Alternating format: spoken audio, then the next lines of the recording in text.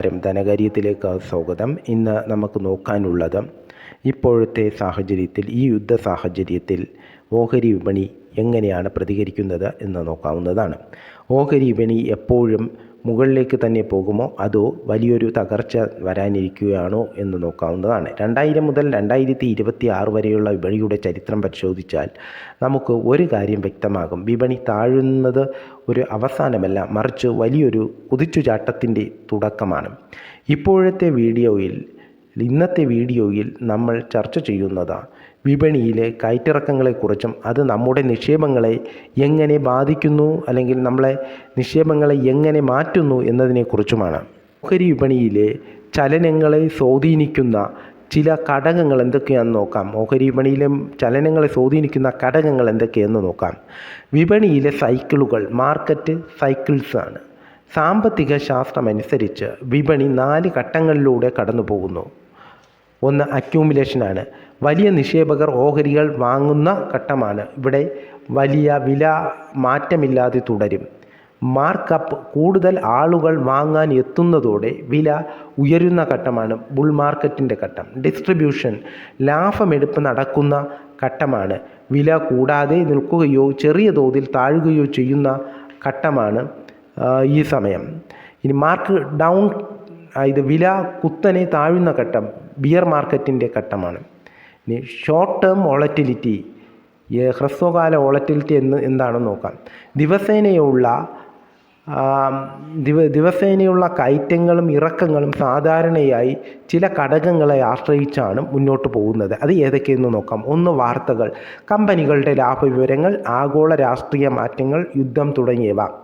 2, പലിശ നിരക്കുകൾ.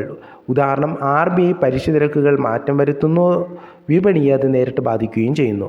വിദേശ നിക്ഷേപം, വിദേശ നിക്ഷേപകർ പണം പിൻവലിക്കുന്നതും നിക്ഷേപിക്കുന്നതും വിപണിയിൽ വലിയ മാറ്റങ്ങൾ ഉണ്ടാക്കുന്നു. ഇനി ദീർഘകാല ട്രെൻഡ് എങ്ങനെയാണെന്ന് നോക്കാം. Long term trend. ചരിത്രപരമായി പരിശോധിച്ചാൽ ദീർഘകാല അടിസ്ഥാനത്തിൽ ഓഹരി വിപണി മുകളിലേക്ക് തന്നെയാണ് സഞ്ചരിക്കുന്നത്. ഇടയ്ക്കുണ്ടാകുന്ന തകർച്ചകൾ വിപണിയുടെ സ്വാഭാവികമായ തിരുത്തലുകൾ മാത്രമാണ്. ഇനി ശ്രദ്ധിക്കേണ്ട കാര്യം, 10 മുതൽ 20% വരുന്ന തകർച്ചയാണ് നമ്മൾ കറക്ഷൻ എന്ന് പറയുന്നത്. നിക്ഷേപകർ എന്തു ചെയ്യണം? വിപണി താഴുന്ന സമയത്ത് പരിഭ്രാന്തരായ ഓഹരികൾ വിൽക്കാതെ നല്ല കമ്പനികളിൽ കൂടുതൽ നിക്ഷേപിക്കാനുള്ള അവസരമായി അതിനെ കാണുന്നതാണ് ലാഭം. 2000 മുതൽ 2026 വരെയുള്ള പ്രധാനപ്പെട്ട തകർച്ചകളും അതിനുശേഷം വിപണി കൈവരിച്ച നേട്ടങ്ങൾ അല്ലെങ്കിൽ തിരിച്ചുവരവുകളും നോക്കാവുന്നതാണ്. 2000-2001 .com ബബിൾ കാരണം 53% വിപണി തകർച്ചയെ നേരിട്ടു. 2003-2007 കാലഘട്ടങ്ങളിൽ വിപണി ഏകദേശം 500% കൂടുതൽ ഉയരുന്നതാണ് കാണാൻ കഴിഞ്ഞത്. 2008-2009 കാലഘട്ടത്തിൽ ആഗോള സാമ്പത്തിക പ്രതിസന്ധി കാരണം 60% മാർക്കറ്റ് തകർച്ചയെ നേരിട്ടു. ഒരു വർഷത്തിനുള്ളിൽ 2009 മാത്രം 75% തിരിച്ചു കയറി. 2015-16 ചൈനീസ് വിപണിയിലെ തകർച്ചയും എണ്ണവില വർധനവും കാരണം 25% കൂടുതൽ ഒരു വർഷത്തിനുള്ളിൽ 25% തകർച്ചയെ നേരിടുകയും അടുത്ത ഒരു വർഷത്തിനുള്ളിൽ 35% കൂടുതൽ നേട്ടം കൈവരിക്കുകയും ചെയ്തു. 2020 മാർച്ചിൽ COVID-19 മഹാമാരി കാരണം മാർക്കറ്റ് 38% തകർച്ചയെ നേരിടുകയും വെറും ഒരു വർഷത്തിനുള്ളിൽ 2021 മാർച്ചിൽ 100% കൂടുതൽ വിപണി കയറുകയും ചെയ്തു. 2025-26 ജിയോ പൊളിറ്റിക്കൽ സാഹചര്യങ്ങൾ, അതായത് യുദ്ധങ്ങളും പലിശ നിരക്കുകളിലെ മാറ്റങ്ങളും കാരണം 14 മുതൽ 15% വരെ നിലവിൽ മാർക്കറ്റ് കറക്ഷനെ നേരിട്ടിട്ടുണ്ട്. വിപണി തിരിച്ച് കയറുന്ന ഒരു ഘട്ടത്തിലോട്ട് പോവുകയുമാണ്. പ്രധാന നിരീക്ഷണങ്ങൾ എന്തൊക്കെയെന്ന് നോക്കാം.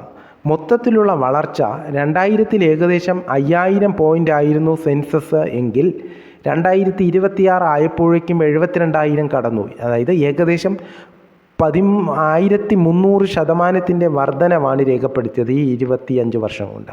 ശരാശരി വാർഷിക നേട്ടം, കോമ്പൗണ്ടിങ് ആനുവൽ ഗ്രോത്ത് എന്ന് പറയുന്നത് 25 വർഷത്തെ കണക്കുകൾ എടുത്താൽ ഇന്ത്യൻ വിപണിയിൽ ശരാശരി 12 മുതൽ 14% വരെ വാർഷിക നേട്ടം നൽകിയിട്ടുണ്ട്.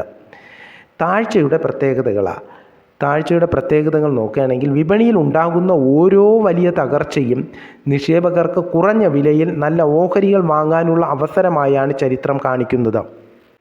കൺക്ലൂഷൻ. ചുരുക്കത്തിൽ ഓഹരി വിപണിയിലെ താഴ്ചയും ഉയർച്ചയും ഒരു നാണയത്തിൻ്റെ രണ്ട് വശങ്ങൾ പോലെയാണ്.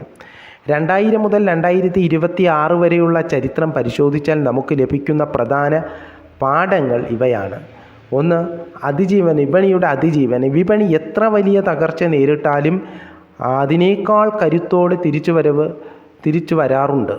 പിന്നെ പേഷ്യൻസ് മാർക്കറ്റിനുണ്ട്. അതായത് താൽക്കാലികമായ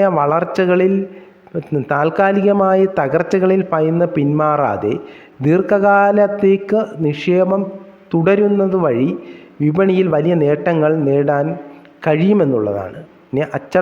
ഇനി നിക്ഷേപകർക്കുണ്ടാകുന്ന അച്ചടക്കം.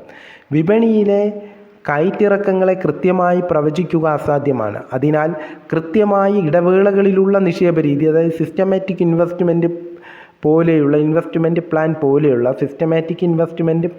പ്ലാൻ പോലെയുള്ള SIP പോലെയുള്ളവ പിന്തുടരുന്നത് ഏറ്റവും സുരക്ഷിതത്വമാണ്.